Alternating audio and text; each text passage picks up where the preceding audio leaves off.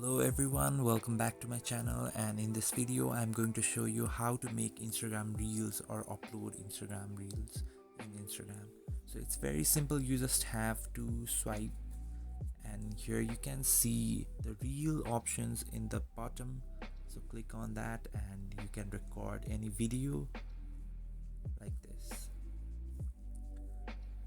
So now you can click on the next, and here you can see the edit option. So you can click on that, and now you can crop the video or edit. There are many options. You can do anything. Right after that you can click on the next or tag people here, so sharing the video. So in this way you can share the reels. Thanks for watching the video, and please follow for more contents, and do not forget to subscribe.